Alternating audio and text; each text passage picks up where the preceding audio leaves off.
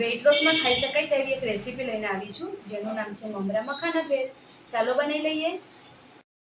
અહીં મેં અડધી વાડકી જેટલા સિંગદાણા લીધા છે. તેને આપણે કોરા જ શેકી લેવાના છે, કેમ કે આપણે આ રેસીપી ડાયટિંગ માટે બનાવીએ છીએ, એટલે આપણે તેલનો ઉપયોગ નથી કરવાનો. સિંગદાણા આપણા સરસ શેકાઈ ગયા છે. હવે આપણે તેને એક વાસણની અંદર કાઢી લઈએ. હવે આ જ તાવડીની અંદર આપણે મમરા લેવાના છે. મમરાને પણ આપણે આવી રીતે શેકી લેવાના છે. મમરા પણ આપણા સરસ શેકાઈ રહ્યા છે.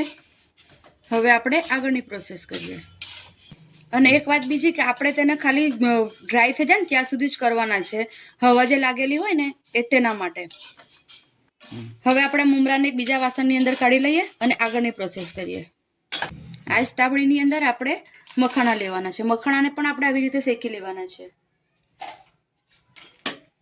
આ બધું શેકેલું હશે ને તો ફટાફટ થઈ જશે, અને આપણે એ જ વખતે શેકવા બેસું ને તો મોડું થઈ જશે. આપણે જો થોડીક વાર પહેલાં આપણે ફ્રી હોઈએ ને તો આ બધું શેકીને તૈયાર રાખવાનું. જ્યારે આપણે જમવા બેસવાનો ટાઈમ થઈ જાય ત્યારે ફટાફટ આપણે મસાલા બધા કરી લેવાના.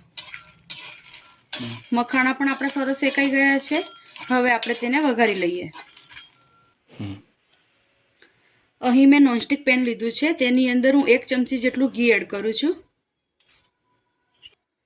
હવે તેની અંદર થોડીક રાઈ એડ કરું છું. જો રાઈ ફૂટવાનો સરસ અવાજ આવી રહ્યો છે. હવે આપણે તેની અંદર હિંગ એડ કરી લઈએ. હવે આપણે તેની અંદર લીલા મરચાં એડ કરવાના છે.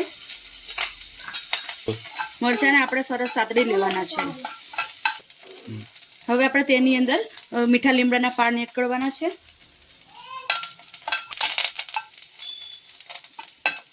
પાન થોડા કડક થાય ત્યાં સુધી આપણે તેને શેકવાના છે. પછી આપણે આગળની પ્રોસેસ કરીએ.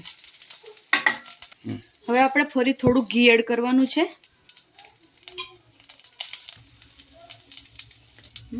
અને થોડી હળદર એડ કરવાની છે.